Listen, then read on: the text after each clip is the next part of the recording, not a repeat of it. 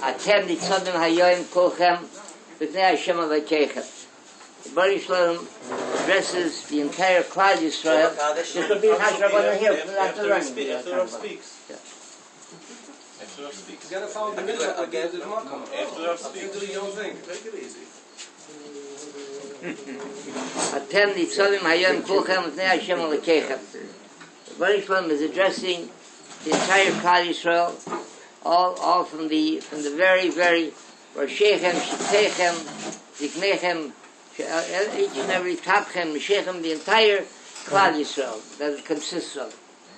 And the Vadchem, he says, not only are those that are Hashem, Yeshua poignant, not only those that are present here today, but the entire, all those that are even not here today, is also, he's creates the bris, a covenant of bris, together a bond with the entire Klal Yisrael. And you witnessed, Rabbi Shalom tells them, you witnessed Asher Yishavnu, what you saw in Mitzrayim, Asher Alatem, that you passed from Mitzrayim, you saw the idol worship, you saw the Avodah Zarah, Vatira Shikutzehem, Vesgilulehem, Eitz V'Evan Ches V'Zah Asher Imohem. You saw everything that they had to offer. Even though it glittered, there was gold, and there was silver, Eitz V'Evan, everything of the finest. But what the bottom line is, it was Shikutzehem Egulehem. It was an abomination, and it was something very, very, very low and very undesirable. So what we find, the more glitter there is, and the more gold, the more hollow, and the more shallow it is. The Seforno brings that the Mishkan, and then the Bayis Rishon and Bayis Sheni. So the amount of gold and silver that was in the Mishkan was minimal, a skeleton compared to the gold and silver that was in Bayis Rishon. Yet the Shechina was, the Shos HaShechina was Tzmidis. It was constant all the time when there was Hashos HaShechina, even though with a skeleton of gold compared, gold and silver, that was in Bayis Rishon. And Bayis Rishon also was overwhelmed by the amount of gold and silver that was present in Bayis Sheni. Bayis Sheni, Hashos HaShechina, was from time to time. It wasn't always a tzmidus, it wasn't the constant. And by Sheni, where it outdistanced the amount of gold and silver that was in Bayis Sheni, outdistanced by far that which was poverty-stricken compared to the Bayis Sheni. The gold and silver was Bayis Rishon, yet in Bayis Sheni there was no Ashkar whatsoever. So as it went up the ladder in wealth, it went down the ladder in Hashos HaShechina. There was a very interesting lawsuit many years ago.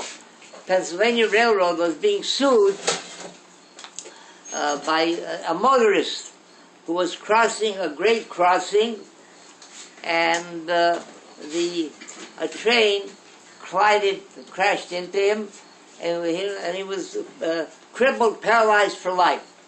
So he sued Pennsylvania Railroad for, we're talking about years ago, $1 million was today like $1 billion. We're talking about 70, 80, 90 years ago.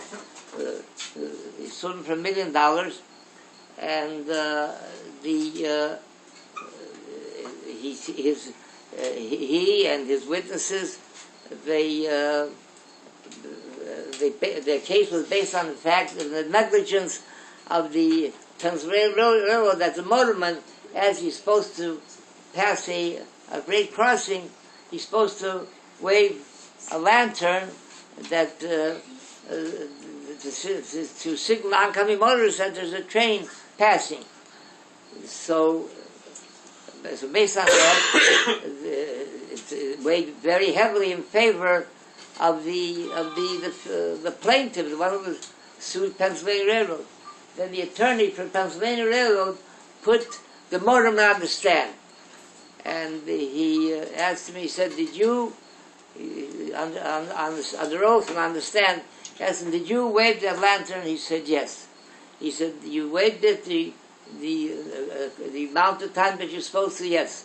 You waved it from the beginning until the end? He said, yes. He did everything exactly, routinely, the way he does it all the time.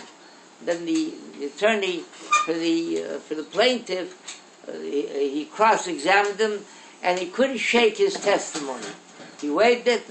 Based on that, the jury they acquitted Pennsylvania Railroad. They didn't have to pay anything. The motorman saved them $1 million. Talking about 80, 90 years ago. The next morning, the president of Pennsylvania Railroad called in the motorman, and he said the doors are locked, the windows, the shades are down. He said there's no recording here of anything whatsoever. It's only between you and me. He says, you know, we're very grateful for what you did for us. He said, we're going to take care of you a pension for life. But tell me the truth. He says, it's only between you and me. Why did you lie? Why did you say that you shook the lantern when everybody, he had so many witnesses, the one who was injured? He said, I didn't lie, Mr. President. He said, I shook the lantern. So he says, how is it that they didn't see? How could they? And it seemed that they were so steadfast in their testimony. It seemed they were telling the truth. He said, did you really shake the lantern? He says, yes. So why didn't they see it? He said, because there was no light inside.